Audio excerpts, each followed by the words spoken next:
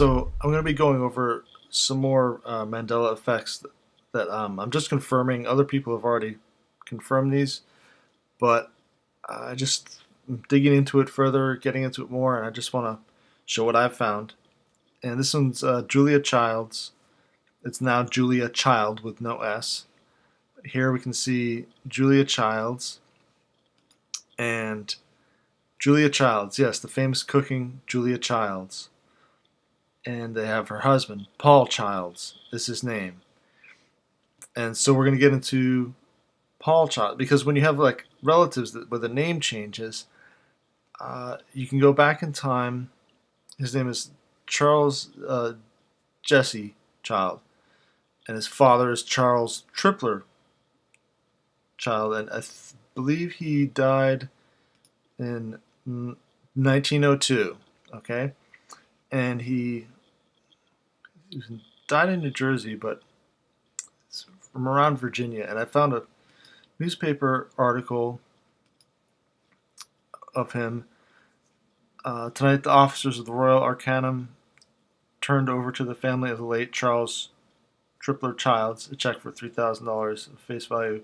So, something you do after someone has died. Died in June, so it was 1902. So where is this article from here? Kick in. Where the heck is the top of it? It's huge. They had big papers back in the day. July 22nd, so died in June. Let's see if we can match that up. Doesn't quite say there. What is this? Okay, here we go. Death, June 23rd, 1902. So it's the same person. Where are we here? Gossip from Roxbury.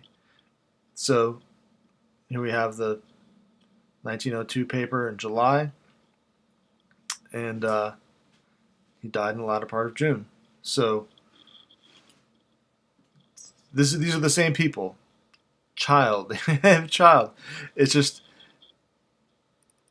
some more evidence that this sort of thing is going on, and it goes back generationally. I mean, how does that affect things going back in the past? I mean, if someone's name has changed now and it affects the family line, there must be other evidence too, other weird things going on.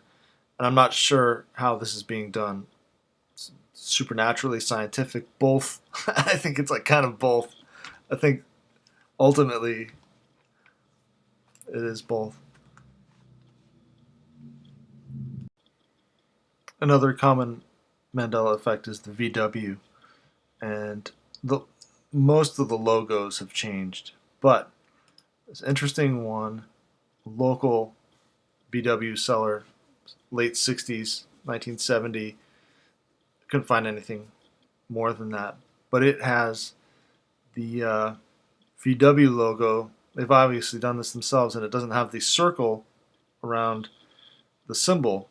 So I think that allows it to exist because it's something else other than VW, the symbol.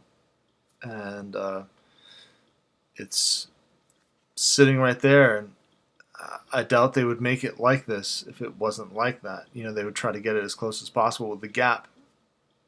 You could do that, but somehow they've decided to put it with VW. It's like VVW. So I just thought this was interesting. See if we can look at it some more. They have a bunch of ads to this time period. That. They don't change it.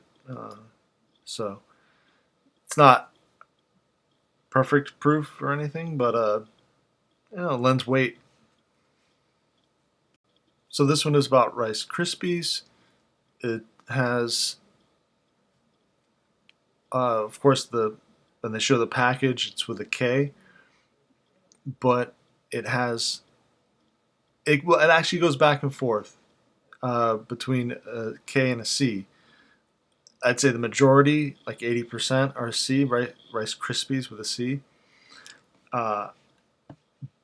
some are not. So we have here with a K, but yet it's spelled with a C. I mean, I think we should take all proofreaders out and shoot them at dawn because apparently they don't know how to spell across the nation throughout time. We should go back in time but no, it's not the proofreaders. And so Crispies with C, Crispies with C, and this was an interesting one. Rice Krispies with a C. On the package here, you can see it's with a K. But up here where it's at an angle, it looks very much like a rounded C. Of course, it's obscure enough, we can't quite confirm that. But it has that C around the outside. You know, hard to. Rice Krispies. Could say it's the R, but no, it's kind of curved right there. But I guess you could make the case that it's part of the K. It's just obscured there, but just thought that was interesting. So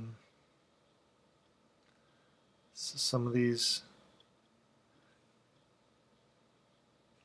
geez, that K, it's so strange. But crispy. All right, so of course the logo is the K, but the spelling is C. And sometimes here it's a K as well, but so that's it for the Rice Krispies. A more problematic one is Cheezits.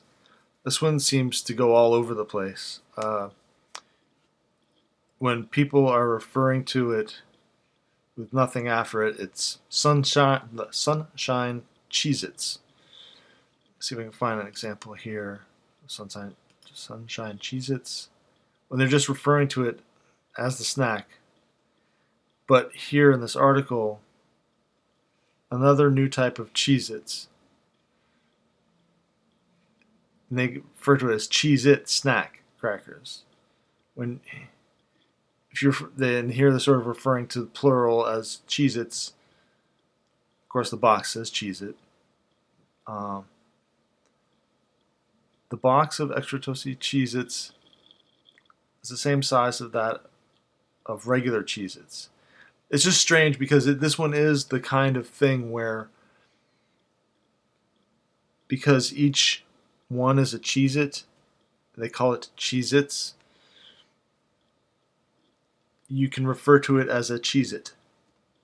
So this one's confusing. I don't know if that I made my point correctly there. But Cheez-It, Cheez-Its, you can see how it would go back and forth in conversation. And it's not something that people discuss outside of snack food reality. You know, it's not like you discuss it in your English class. I mean, now you might. So I'm just going to hit Bragg's liquid aminos.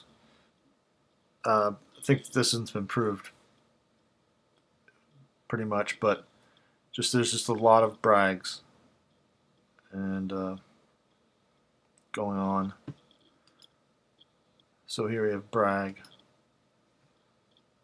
liquid amino policy Bragg. So yeah, definitely was Bragg's. Also with Clement C. Moore's The Night Before Christmas, I came across this one, which they had just settled down for a long winter's nap, which is what I remember. But there is also this other version where they said had just settled our brows for a long winter's nap. So that's interesting because not too long after that, you also find an excessive amount of brains. It's just brains was not in my reality.